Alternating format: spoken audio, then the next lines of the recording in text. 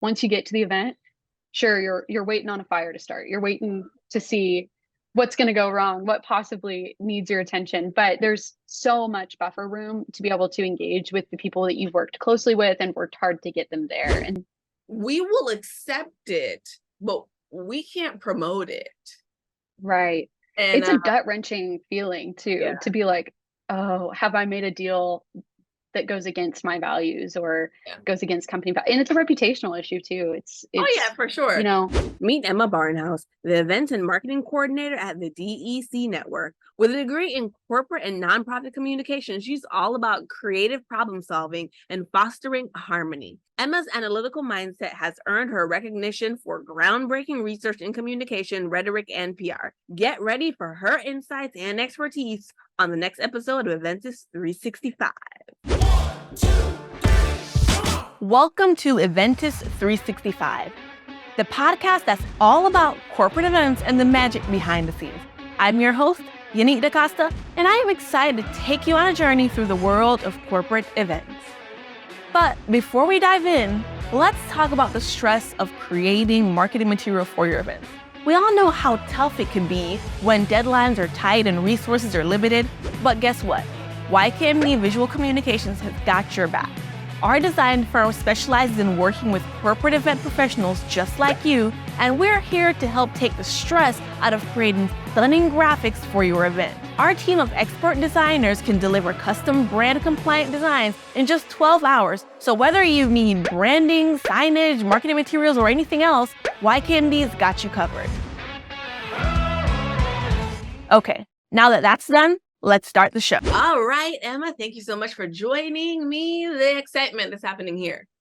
All right, so really quick, as like an event and marketing coordinator, right? Like you have experiences planning for nonprofit events. What are some of the unique challenges you've encountered in nonprofit? Like, well, just in a nonprofit sector, how have you like overcome them too? Yeah. First, thank you so much for having me. I'm so excited to just get to talk to you today. And I love my job, but there are some very unique challenges to even nonprofit versus corporate events. I think the same challenge exists in all different fields, and it's going to be like your attendance or your visibility, really. So whether that's your newsletter, you're not getting a lot of clicks, or you're not getting high turnover from those clicks into attendees. Attendance is one of the things that we just are always drowning under. We're like, please come to our event that we spent so much time on. And any event planner will tell you, it's like, this is your baby. Like, you want it to do well. You want it to, stand up and walk on its own. You want it to grow up and be something really sustainable and, achieve your purpose still. But it's learning new and engaging ways to engage in your network or to connect with your network. So things like we have a great marketing manager, and he has started using TikTok to our advantage. And first of all, that's hilarious as a staff to make TikToks, but also it's introducing a lot of fun into our corporate narrative. And so I think like using that rhetoric to your advantage too, that people are like, oh, I want to go to that. They seem like a really fun team. We can think of several channels that have really funny content. And it's like, oh man, I wish I knew that. They seem like they're all friends, or they seem like they want to hang out together. And so luckily our staff is all friends. We all have a great time working together. And so I think that has helped us. So kind of a common challenge, but an unforeseen like solution to it almost. So anyway. Yeah, no, I love that. Do you ever jump on and like do any of the TikToks yourself? I am not a TikTok girly. I don't have TikToks. I'm on Reels, so I see all the same content like 2 weeks later. You're like later on. I know. I was like, Tyler, this is funny. He's like, I posted that literally like a week ago. What do you mean you're just not seeing that? So I will be in occasional videos. I tend to be kind of shy on social media, so I don't post a lot myself either. So but I'm getting in more and more of them. He's getting me more comfortable with being in front of the camera. So yeah, he's gotten all of our staff involved too, even our CEO and our business managers and things like that. So I love that. Fun. I tell people all the time, like, I am not a in front of the camera person, and they are very confused by that statement. I'm like, yeah, no, I literally would prefer to be at home closed indoors. And then I have to acknowledge that that doesn't really work for like visibility of me as like a business without leaving my house. So it's like, okay, I don't like leaving my house and I don't like being on camera. You have to pick a struggle, sis. You have to decide which, like, would you rather be on camera or do you want to go outside? Outside is expensive. For anyone. So to be able to utilize like digital marketing as a nonprofit, I think definitely puts you guys in a great situation, especially when you're really trying to get visibility for events that sometimes you don't have like the dollars and cents to pour advertising dollars behind. So Absolutely. and as you said it, I don't know, I feel like should we also, and when I'm saying we, I'm talking about a graphic artist guild. So I'm president of this organization. I think we've talked about that like off air, laugh out loud. Mm-hmm. This is not a radio show. Anyway, but we talked about it. And I know that specifically for next year, and I'm hoping we can actually activate this year, we want to really lean into comedy as a way to drive like, you know, audience engagement to like around a serious thing, because we're a very like serious organization, right? Like we deal with like advocacy and legislation and like business and business practices, but it's like, well, we need to bring visibility to what we do, and like what better way to do that than with like comedy. So I like the whole TikTok vibe. I don't know if I'm actually going to get anyone to dance, but we'll see how that goes. I know it is always a struggle. Poor Tyler has to put it on our calendars like 2 weeks in advance to be like, everyone, it's happening. Dance. It's happening. Yeah. And it's going to be during our staff meeting. Like you have to be here for it. So, but yeah, I think comedy is a great way to engage your network, especially like the world is so serious right now. I think there's no negotiating that. There's no denying that. And so introducing, you know, not triviality or anything, but just some silliness, some lightheartedness into the portions of life that you can. I'm all about just being kind of silly when the opportunity arises. And so, and my whole team will tell you that too. But I think it's a great way to connect with your network, because you're like, oh, right, like this is business, but we're all people. You know, everybody wants to see kindness. They want to see generosity. They want to see silliness. They want to see like lightheartedness. So it doesn't always have to be like the deep and dark and world changing. And you can change things one little goofy TikTok at a time. So. Absolutely. So like nonprofit events often aim to create meaningful impact, right? Where we're talking about the seriousness of the world. But while working with nonprofit events, as I know firsthand, right? Like there could be some like budgetary restrictions, right? Like how do you approach event planning for nonprofits to ensure that your goals are achieved effectively and efficiently for the budget that you're faced with? Absolutely. So for a little context, so I help plan Dallas Startup Week, and this year it's a team of 2 leads on that. So me and my direct supervisor, the senior manager of events, is Kendall Castillo at our organization at the DAC Network. And I came on with the DAC Network 8 weeks before Dallas Startup Week last year. So that is really like drinking from a fire hydrant. And so learning through the last year kind of how to plan events and save your money where you can and spend it when you need to, it really all comes down to what do you absolutely need, what's essential, and what is just a desire. So what do you need and what do you want? So if the core mission of your event is to have 5,000 people present, like Dallas Startup Week, we would love to have thousands of people present. And we've had that before. So we know a need is a space that can hold those people. A desire might be an executive style or like a really ritzy place, you know, with crystal chandeliers and all of the, you know, the linens and things like that. And so like a desire might be for it to look a certain way, but you can be pretty thrifty and get it to look how you want it to look. We've got a great location this year, and we're working with a lot of fantastic organizations that align with our beliefs and our desires to put on something like Dallas Startup Week. And they've been really great in helping us kind of find new avenues, new thrifty ways to pull a really amazing event together. And it looks fantastic. It feels like a lot of fun. I kind of liken it to summer camp. It feels like when you would go to summer camp as a kid and you're all like excited. You see these people once a year. You get to hear cool talks. You get to hear like have fun networking opportunities. So think of those as like your camp activities. So again, there's that silliness in it, but still, it's a great time. And so yeah, definitely, I think the canon there is know what you need and you don't always have to have what you just want. So I love that. I think the hallmark there is collaboration, right? Like collaboration and partnerships kind of being key in the nonprofit sector.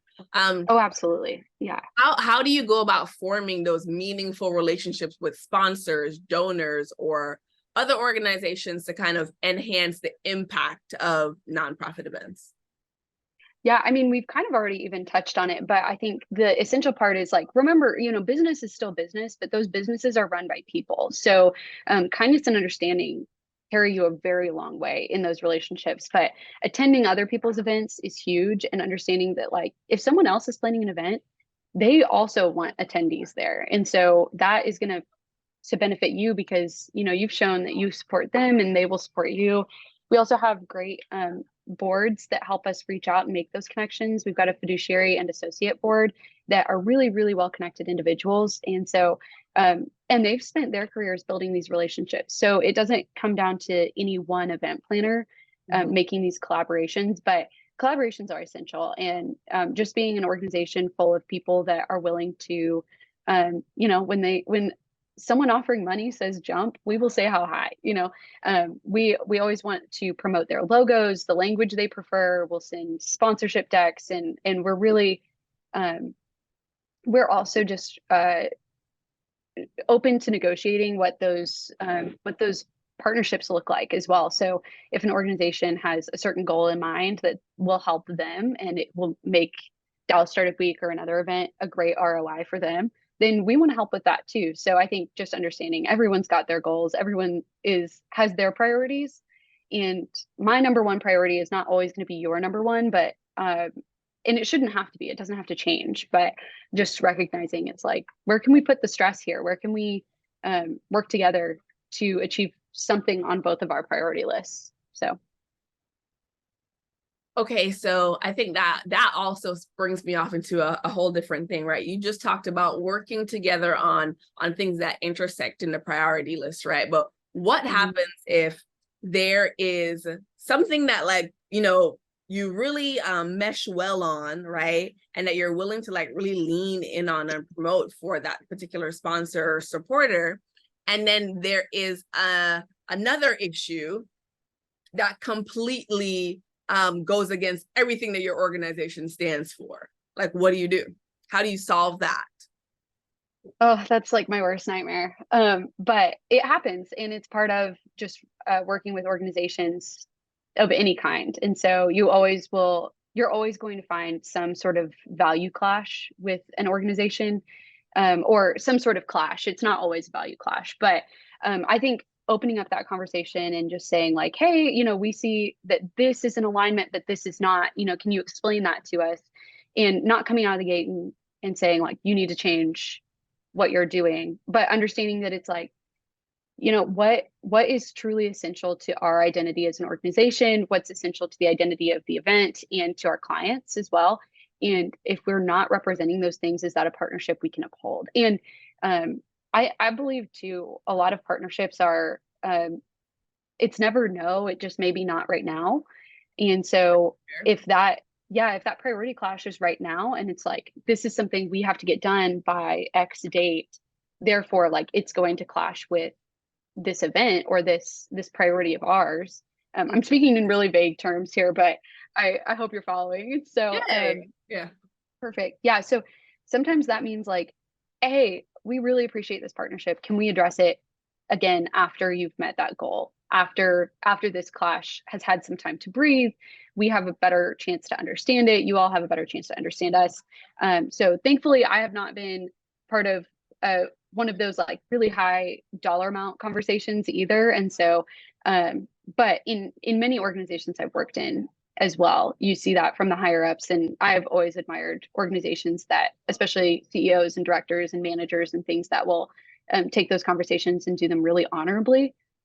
Again, it comes back to that whole, this is people work. You're working with people. So you're gonna get along with some people and not get along as well with other people, or not have the same ideas as other people. And that's what makes it so special, but also very human. Yeah, I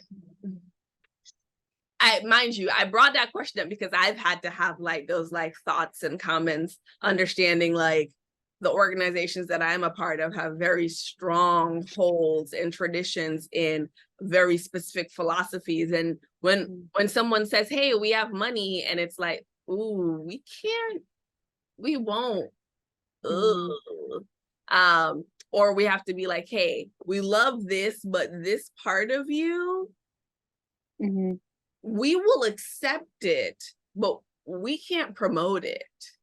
Right. And it's a gut-wrenching feeling too, to be like, oh, have I made a deal that goes against my values or goes against company values? And it's a reputational issue too. It's oh yeah, for sure. How can your clients, how can your clients trust it? There are even days where like, you're like, okay, I'm not going to take money from this particular person for this thing, right? And then internally, you guys have a policy or an approach surrounding that same thing. And then you share it on social and you get, who paid them? And you're like, what the heck? We actually didn't take money just so we could say this, Right. And it's yeah, sometimes it gets a little wonky. Anyway, switching gears a little bit. Sure. Inclusivity and accessibility are vital aspects of event planning. And if anyone doesn't think that it is, then they need to kind of like reevaluate what they actually think event planning is. How do you ensure that nonprofit events are inclusive and welcoming to diverse communities? The DAC Network is prioritized on helping entrepreneurs of color and women entrepreneurs help start and grow their businesses. And so that we have a lot of different arms and branches of our organization that we work in to get people kind of involved in more of our deeper services. And one of our things is events. Events will always be top of funnel for your organization, and it's a great way to get people connected. So finding venues that are accessible, and not just accessible like they have a wheelchair ramp, but making sure, even thinking through, can anyone open every door? Can anyone get through every hallway? Are we thinking about what kind of assistance we can give people once they're in the parking lot, or how can we find a parking lot that's not going to make them walk uphill the whole way, or things like that? So that's something we've also prioritized on just a physical accessibility perspective, but also targeting our events to zip codes that are LMI, low to moderate income, and saying, we're not going to charge for this event. That's one of the things that the DAC Network is really passionate about, is that, especially thinking about just keeping Dallas Startup Week in mind. And it's front of brain for me. It's happening so soon. It's September 10th through the 14th. But keeping that specific event in mind, understanding that, this is a huge event. We've got big name keynotes and 11 different tracks that we cover throughout the week, and content from hundreds of speakers and networking organizations and things like that. And understanding that it's seeking to impact mostly people who either haven't created a lot of revenue in their startup, or are working really hard to leave corporate and start their passion, their dream in this entrepreneurial journey. So one thing we won't do is charge for that. We don't want the deficit or the barrier to that education, or the barrier to that opportunity, to be a dollar amount. And so we understand too, location plays a huge part in it. We're located in Dallas. So always you're going to find someone who is furthest from that event that still traveled all day to be there, or all evening, or they drove through the rain or the snow or things like that. And we can't really control the weather, and we can't always control just having the most centrally located event, but making sure we change things up so that we highlight innovation in different parts of Dallas as well. Noticing that not all the innovation or entrepreneurship is happening in the most central parts of any different community, but really reaching out and finding opportunities in other areas too. So that was a really broad answer, but I can solidify and come down a little bit on that too if you need me to. I thought that was really good. There are a couple of things that popped up in my head, and I had to write them down so I wouldn't forget.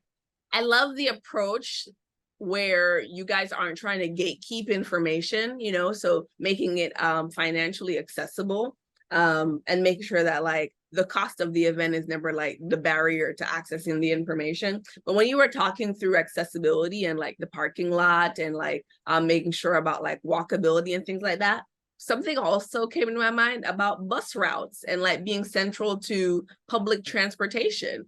And I had never thought about that before now. Like in this conversation, thinking if you're planning an event that's geared to empowering and enriching people within like low to medium incomes, maybe they don't have access to a vehicle. Maybe they need to be closer to public transportation. Has that been ever something that you've thought about when like choosing venues?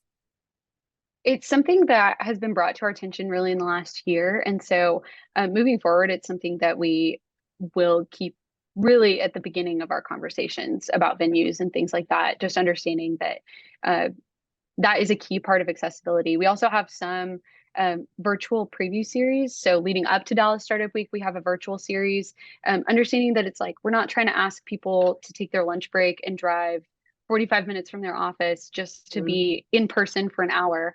But understanding too, that's a great way for other speakers who can't travel or don't have the accessibility to do such speaking engagements, that they're also able to participate in Dallas Startup Week. It just gives us a far more diverse and broad spectrum in which we can pull speakers and audiences and things like that and get people engaged even leading up to the event. And so we're really excited about those things. But yeah, the bus routes, that is something that I want to keep in mind definitely moving forward as we pick venues for our 2024 and even 2025 programming, which seems crazy to think that far out, but sometimes we're already talking about conversations happening for that.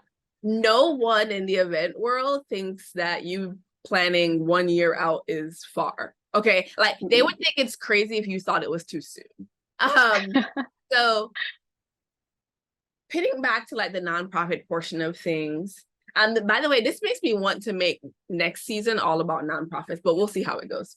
I love nonprofit work. I've always worked in nonprofits and it's my favorite. So nice. So nonprofits have a big dependency on volunteers, right? And volunteer engagement, and that being crucial. How do you recruit and manage volunteers effectively, and then ensuring that they're like motivated and aligned with the mission of the organization? Yeah, so one huge part of that is we really pull from our boards. I think I mentioned earlier, we have a fiduciary and associate board. Those members are already completely aligned with our mission. They've understood that this is something that they believe in. They want to be part of it.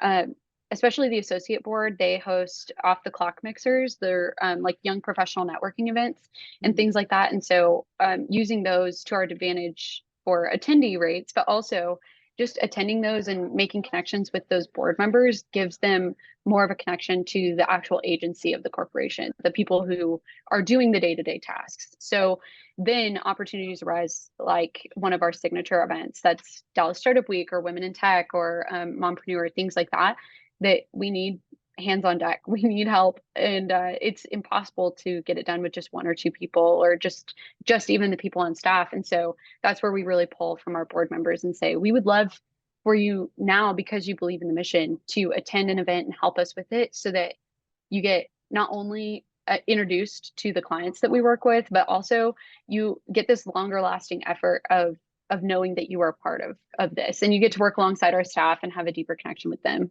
Other than that, we put volunteer forms in our newsletter. So if you haven't already, our newsletter is a great way to subscribe to find out more info about all of our events, not just the really big ones, but we host dozens of other events all the time. And so we're constantly planning something or ordering chairs or balloons or things like that, or needing volunteers. And so that's a great way. We'll always put volunteer forms in there, or we have an online networking group as well called the Network. And so that's all available for sign up on our website. So if anyone listening is interested in attending or volunteering for something like what we talked about today, or any of the other things that you see on our website, just let me know, and we can work something out. We can talk more about it. Amazing. So there is, okay, before I even go into that, I was like stalking you on LinkedIn, and Perfect. you posted something, and let me see if I can find it. Had a great day celebrating women entrepreneurs with our She Means Business event. What was that event about? Was that back in October? Is that when that was posted? It may have been. Let me see. Okay. It was We've done 9 a few months ago. I can't do the math. Okay, perfect. We've done a few iterations of that event. So She Means Business was something that we wanted to highlight as an event for women entrepreneurs and women resource providers in our network as well. And then we were quickly approached by another organization who said, we also host an event every month or every other month called She Means Business. And that was Dallas Girl Gang reached out to us, which when someone reaches out and says, we have an event called the same thing, you're like, oh, wait, I'm so sorry. No way.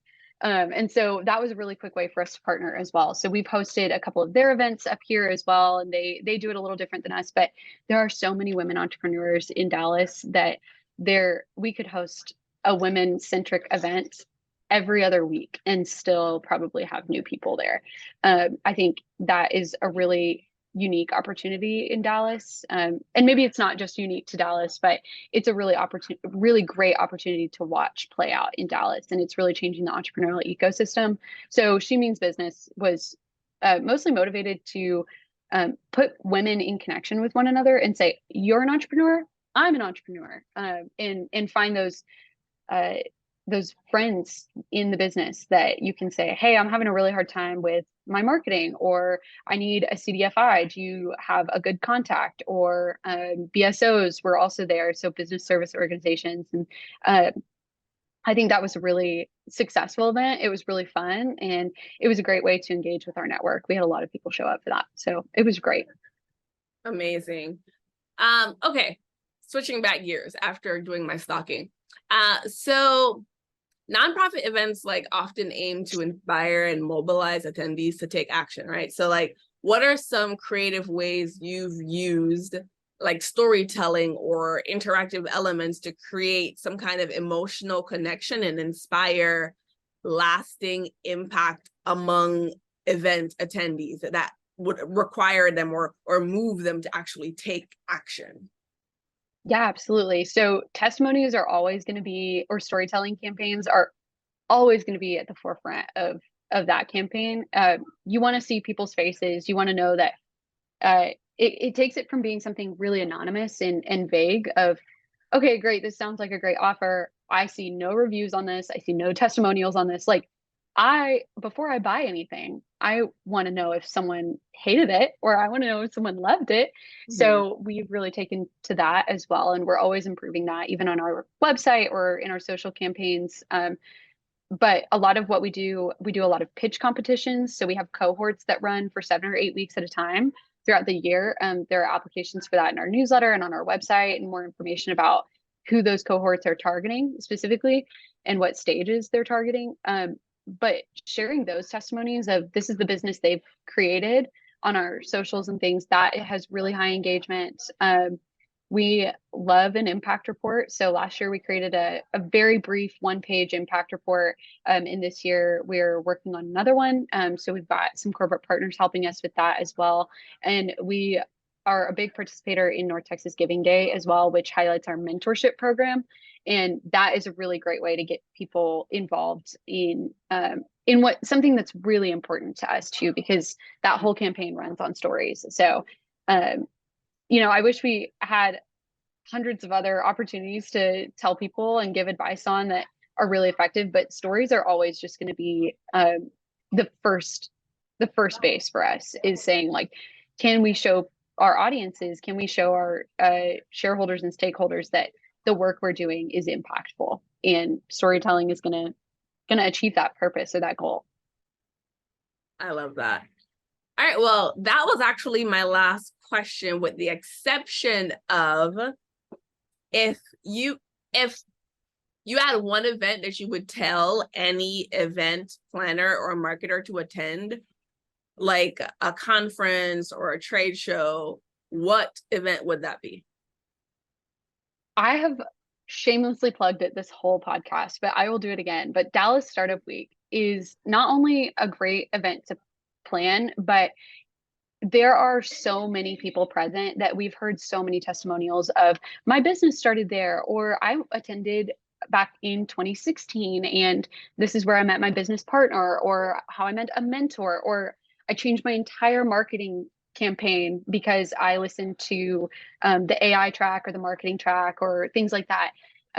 It's a great way to, we don't know what we don't know. And so it's great to run into people who know something different than you, and you can kind of adapt in new ways. And so I think it's an awesome event. It's a great time. There's lots of food, lots of drinks, lots of networking. So if you're not even interested in the content there, I think it's just a great way to meet people. But we'll have keynotes like Nara Avtolia and Steve Case and Troy Aikman and Mary Lee Kick as well. We've got some other keynotes that are going to be announced soon. And so we're really excited. And we've got wonderful sponsors. That whole week is sponsored by Capital One and many other organizations that have helped us get this far. And so if you're in the Dallas area, the Dallas-Fort Worth area, come out and join us. I think it would be a great time.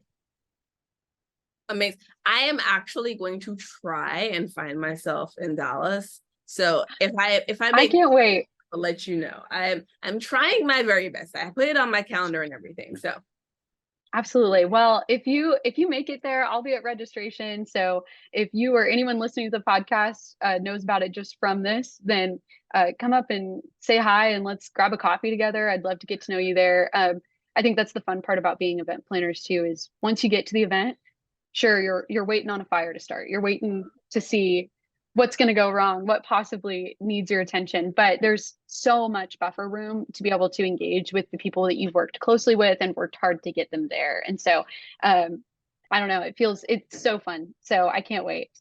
I'm really excited.